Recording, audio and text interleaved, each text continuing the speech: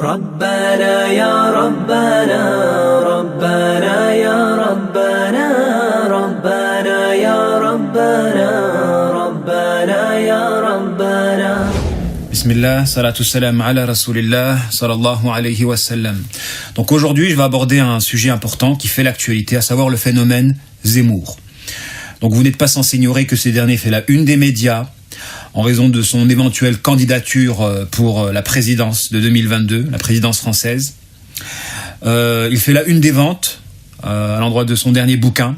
Donc la France n'a pas dit son dernier mot. Il remplit des salles et envahit les plateaux télévisés.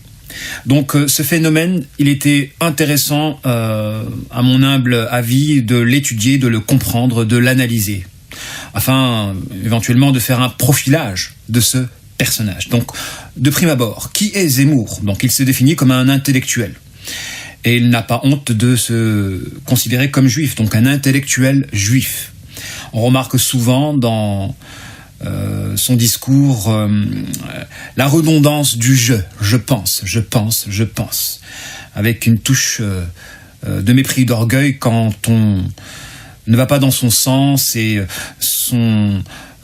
sa volonté de toujours couper l'interlocuteur et d'asseoir sa manière de penser, comme une forme dérivée de sociopathie intellectuelle.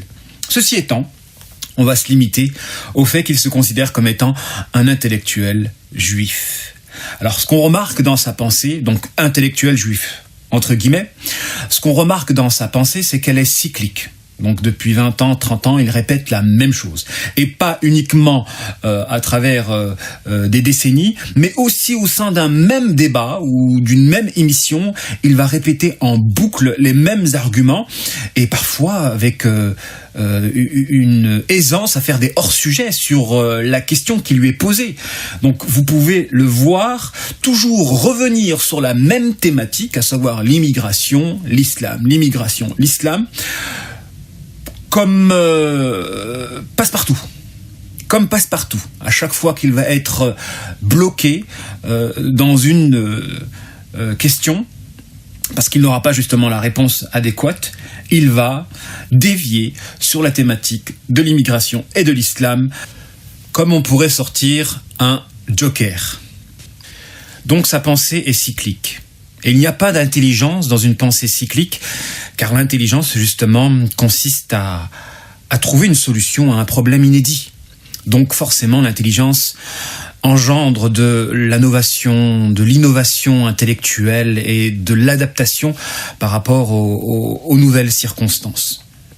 Donc ceci étant, le diagnostic est plus ou moins vrai. Et c'est ce qui fait que Éric Zemmour rallie énormément de gens. Donc, il ne faut pas se tromper dans le fait qu'une personne peut dire vrai à l'endroit d'un diagnostic, mais se tromper foncièrement à l'endroit du mécanisme expliquant justement la naissance de ce diagnostic. À titre illustratif, prenons l'exemple de la délinquance. Donc Éric Zemmour a l'art d'associer la délinquance à l'immigration et l'immigration à l'islamisation, bref, son fameux triangle islamique qui figure dans son bouquin justement, je crois, un quinquennat pour rien. Donc il a l'art de faire des amalgames, de faire des rapprochements afin de jouer sur les peurs. Et prenons l'exemple de la délinquance, quand, c'est vrai, en tout cas au niveau du diagnostic, il y a un problème en France à l'endroit de l'explosion de la délinquance. Mais la compréhension, qu'est-ce qui fait qu'il y a une explosion de la délinquance ? Est-ce que c'est parce que les gens issus de l'immigration possèdent un gène allant naturellement vers la délinquance, ou bien c'est la démission du système judiciaire ? C'est la démission du système judiciaire dans le sens où les criminels sont facilement relâchés. Et là, on pourrait se poser la question de savoir pourquoi la judiciarisation des criminels n'est pas correctement réalisée. Comme s'il y avait une volonté de produire de la délinquance afin de faire tendre la France vers une forme de radicalisation, vers l'extrême. Donc l'extrême droite. Est-ce que c'est voulu ? point d'interrogation. Est-ce que l'on veut, à travers l'exploitation de la délinquance que l'on va plus ou moins produire, faire naître cette opinion d'extrême droite, de sorte de provoquer cette fameuse guerre civile. Donc vous avez des gens qui font le diagnostic de cette possible guerre civile, et vous avez d'autres qui cherchent à la provoquer. Et la différence est de taille. La différence est de taille entre des personnes qui constatent que la France tend vers un clash civilisationnel et ces autres qui veulent foncièrement provoquer ce fameux clash pour en tirer profit.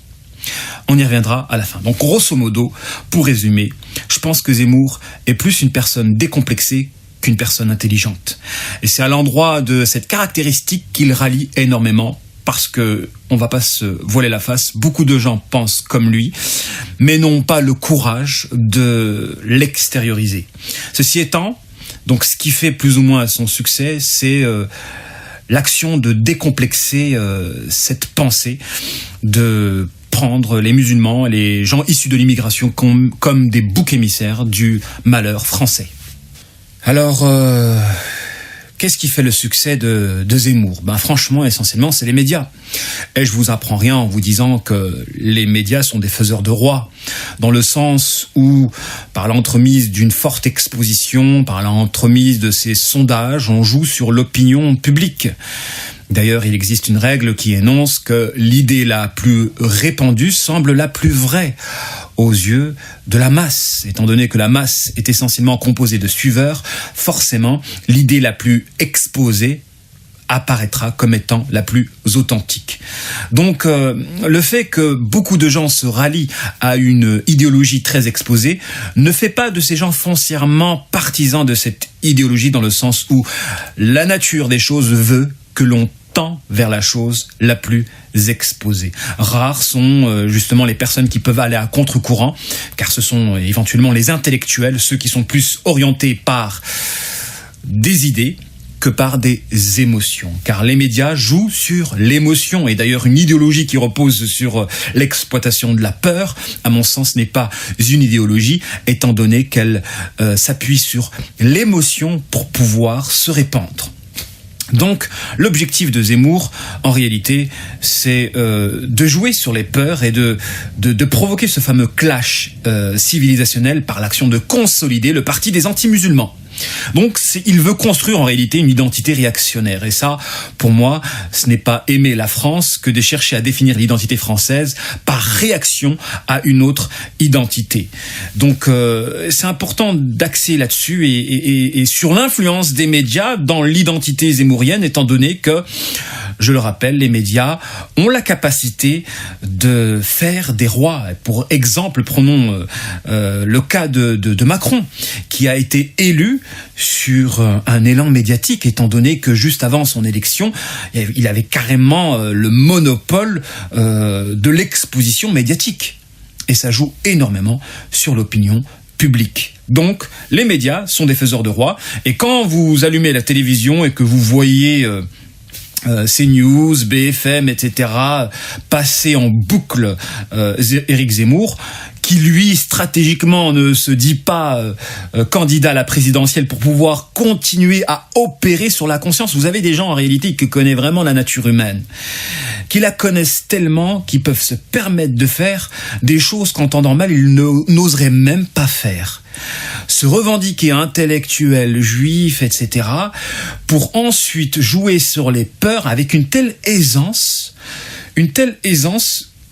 parce que rien ne les freine, étant donné qu'ils jouent vraiment, mais vraiment, sur la nature humaine, qui malheureusement est faible face à l'exposition d'une idée. Et effectivement, quand on répand une idée, elle apparaît vraie aux yeux de la masse. Donc, les médias, ils sont pour beaucoup dans cette stratégie de propulser Zemmour, afin que se répandent les idées d'extrême droite, dans l'objectif, malheureusement, de créer cette fameuse guerre civile. Donc, il faudrait qu'on se pose la question, qui provoque la guerre civile ? Qui provoque la guerre civile? Est-ce que c'est les personnes issues de l'immigration ou ces gens qui ne supportent pas les immigrés, veulent les prendre comme des boucs émissaires du malheur français jusqu'à leur adosser la responsabilité du fameux clash civilisationnel que eux-mêmes fomentent pour justifier cette image négative à l'endroit de l'immigration. Donc Zemmour, sa pensée, c'est simple. Elle se résume au grand remplacement, donc ce fameux grand remplacement qu'il considère comme étant le fruit d'une volonté construite. Donc vous avez des musulmans qui veulent lutter contre l'Occident et qui vont profiter de l'immigration pour pouvoir infiltrer un système et le détruire de l'intérieur par le remplacement. Donc, il considère que ce remplacement, que ce grand remplacement que l'on constate, c'est vrai que le paysage français a énormément changé ces dernières années. Donc, au niveau du diagnostic, il dit des choses vraies, mais de toute façon, le diable n'invite jamais les gens au faux sans passer par des vérités. Donc c'est l'une des ruses classiques du démon. On n'invite pas au mal par le mal. On invite au mal par un mal dont l'apparence apparaît plus ou moins bien. Sinon, les gens n'iraient jamais vers le mal, par le mal directement. Donc, pour pouvoir manipuler quelqu'un, il faut que le stimulant de son mouvement soit quelque chose qui paraît plus ou moins vrai ou correct ou bon. Donc le diagnostic est plus ou moins vrai dans le sens où le paysage français a changé, il a pris des couleurs. Mais est-ce que c'est le fruit d'une volonté ou la conséquence d'un phénomène systémique? Vous ouvrez les portes de l'immigration afin de reconstruire le pays. Naturellement, il y a des familles qui se constituent et donc une population immigrée qui se développe et forcément un effet de masse est difficile à contrecarrer que les agissements d'un individu. On est souvent dépassé par des effets de masse. Et c'est important de le préciser, un effet de masse, ça ne possède pas une volonté précise tant que cet effet de masse n'est pas dirigé par une autorité et un espace géographique. Donc à partir du moment où un effet de masse n'est pas orienté par une autorité et un espace géographique, il n'y a pas de volonté propre à l'évolution de ce système, de ce phénomène systémique. Et en cela, Éric Zemmour veut prendre les musulmans comme responsables de ce grand remplacement, responsables volontaires. Donc c'est le fruit d'une stratégie.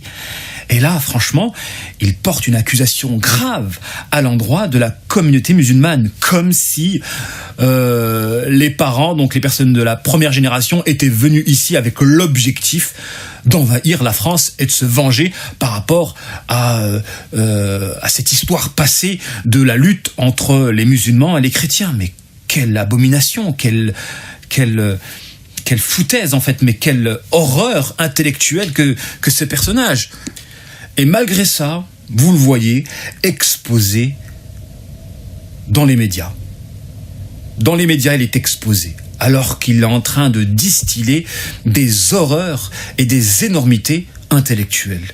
Le fait de penser que des musulmans seraient volontairement à l'origine de ce grand remplacement. Donc le fruit d'une stratégie. Moi, franchement, entre les musulmans et cette caste qui la déteste, je pense que c'est plus la caste qui est en train de fomenter un plan pour pouvoir détruire la France. Personnellement. Moi, je pense pas que c'est les musulmans qui sont venus en France pour la détruire. Je pense au contraire que c'est ces autres, donc cette caste qui se cache et qui tient plus ou moins les manettes, qui veut prendre les musulmans comme bouc émissaire du malheur français et qui, elle, est vraiment, vraiment à l'origine du suicide français. Pour reprendre un titre d'un ouvrage de ce fameux Zemmour. Donc, quand il dit que les Français fuient ces endroits où il y a une forte population immigrée, est-ce qu'ils sont chassés ? Voilà l'explication de Zemmour. Il considère que ce sont les Français qui sont chassés de chez eux. Mais pourquoi on n'interpréterait pas les choses différemment en disant que des Français souches ne veulent tout simplement pas cohabiter avec des personnes issues de l'immigration et que volontairement ils ont quitté les lieux où il y avait cette fameuse mixité sociale. Donc pourquoi interpréter directement dans un sens en disant que ce sont les personnes issues de l'immigration qui ont chassé les Français souches? Et pourquoi pas dire qu'il y a des Français souches qui ne veulent tout simplement pas vivre avec des personnes différentes? Donc regardez, il y a plusieurs lectures à l'endroit d'un phénomène. Et ce fameux Zemmour veut tout interpréter à travers son credo que les méchants colonisateurs sont ces fameux musulmans et dès qu'ils s'installent, ils veulent envahir et remplacer l'identité française. Donc là encore, Zemmour, dans son diagnostic, dit que la conséquence de cela, c'est le désarmement de l'État, que l'État est devenu faible. Il est devenu faible des conséquences, justement, encore de cette immigration, de cette invasion, de cette influence musulmane sur le système. Mais la mondialisation, elle est elle-même à l'origine de la fragilisation des États. Cette mondialisation basée sur la finance, c'est elle qui a détruit en fait l'État-nation. Ce n'est pas les musulmans. Donc il y a des phénomènes qui s'expliquent par une vague environnementale. Donc la mondialisation par la finance, elle a fragilisé les États et on ne peut rien faire face à un phénomène de masse. Et on ne peut pas attribuer une responsabilité à une communauté et encore moins à des individus si des conséquences d'une vague systémique, nos propres valeurs disparaissent. C'est une réalité évidente qui échappe à ce prétendu intellectuel dont la vocation est tout simplement de générer des raccourcis entre problèmes et musulmans. Comme si les musulmans étaient à l'origine de tous les problèmes et l'action de les éjecter, ça réglera tous les soucis. Franchement, en conclusion, moi je pense que ce fameux Zemmour représente bien la caste dont il est issu. Ce fameux intellectuel juif, il représente bien la caste dont il est issu parce que, historiquement parlant, les gens de sa caste ont l'art de créer des problèmes pour pouvoir s'enrichir ou gagner sur la proposition d'un remède à ce problème. Donc ce sont des gens qui créent des problèmes pour pouvoir gagner ou bien s'enrichir. Pour le cas de Zemmour, c'est plus gagner parce qu'il veut gagner des élections par l'action de prendre les musulmans et l'immigration comme bouc émissaire du malheur de la France. Donc, il y a des gens qui ont l'art de créer des problèmes pour gagner sur l'exploitation de la proposition d'un remède, comme l'industrie pharmaceutique ou la psychiatrie. Et franchement, beaucoup de gens tombent dans le panneau. Parce qu'il y a des gens disposés à être manipulés. En réalité, ce Zemmour n'est qu'un manipulateur évident. Et à travers son orgueil, en réalité, il suscitera du mépris. Et franchement, s'il parvient à percer, ce n'est pas parce qu'il est intelligent, mais c'est parce que les gens sont disposés à se faire manipuler. On rencontre le même problème au sein de la communauté musulmane dans le sens où des charlatans ou des marabouts parviennent à arnaquer des gens parce que les gens sont disposés à se faire arnaquer. Donc Zemmour joue sur le contexte actuel où les gens ont peur. Il va donc jouer sur cette peur pour pouvoir provoquer un problème dont il considérera que la solution, c'est l'éradication des musulmans et des gens issus de l'immigration. Donc, en réalité, sa pensée est dangereuse et il est fondamental de la dénoncer et de ne pas tomber dans le piège et d'agir justement avec sagesse vis-à-vis de cette dernière. Et donc, comment ? J'invite franchement tous les musulmans à aller vers l'autre, à chercher à dialoguer, à chercher à briser ces barrières que ce fameux Zemmour veut construire entre les musulmans et les non-musulmans. Et je vous invite aussi à lire mon ouvrage, parce que peut-être on peut partager un diagnostic commun, c'est que c'est vrai, la France tend vers une guerre civile. Mais ce ne sont pas les musulmans qui la provoquent, bien au contraire. C'est les gens appartenant à sa caste qui créent des problèmes pour pouvoir rendre les musulmans bouc émissaires de la situation. Wassalamu alaikum wa rahmatullahi ta'ala wa barakatuhu. ربنا يا ربنا ربنا يا ربنا ربنا يا ربنا